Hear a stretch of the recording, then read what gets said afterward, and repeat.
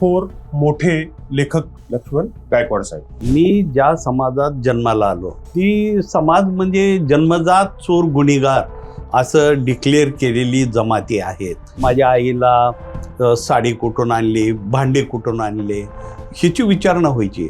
म्हणजे आम्ही नवीन कपडे जरी घातलं तर त्याच्यावरनं आम्हाला पोलीस विचारायची कुठून आणलं, ह्याची पावती कुठं आहे. जगातलं पहिला कैदखाना आमचा की जिथे सर्व कुटुंबासह जेल. म्हणून मी 4थीत असताना पहिल्यांदा इंदिरा गांधीला पत्र लिहिलं होतं की माझ्या घरी असं होतंय, अछूत असला आपल्या देशात तर त्याला महारवाडा आहे, डोरवाडा आहे, चांबारवाडा आहे, अनेक वाडे आहेत.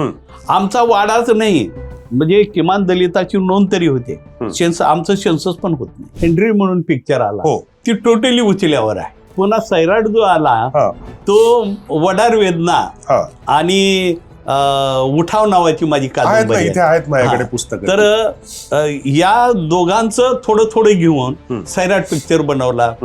सैराटचा लेखक हा भटक्या विमुक्ताचा, वडार समाजाचा. मी म्हटलं जाऊ द्या, आपलंच पोरग आहे, आपले प्रश्न तर लोकांपर्यंत येत आहेत, म्हणून मी काही केलं नाही. 1871चा जो ब्रिटिशाचा जो कायदा आहे आणि देशातल्या 198 जाती इंग्रजांनी लिस्टेड केल्या की या जाती आईच्या पोटातून मूल जन्माला की चोर गुन्हेगार म्हणून जन्माला येतं. खरं तर आम्ही कलाकार लोक आहोत भटक्या विमुक्ताची.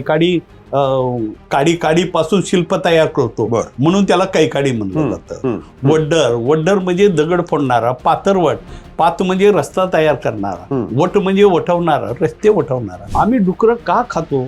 मोगलांच्या काळात मुस्लिम सैनिक जेव्हा यायचं तेव्हा या सैनिकाला पळवण्यासाठी पहिला विचार करणारे आम्ही लोक होतो. जेव्हा पुरस्कार घ्यायला गेलो शंटार हॉटेल भारत सरकारचं, तिथं सोय होती, तर तिथली ती थंड हवा आणि हे ते बघून घाबरून गेलो. पटका बांधून आला, टोपीवालीची भाषा, पटकेवालीची भाषा, हे अंतर आता कमी झाला पाहिजे. भाषा आहे, संवाद कळतो, एकमेकाला कळतं, ती मराठी भाषा आपण जोडली पाहिजे.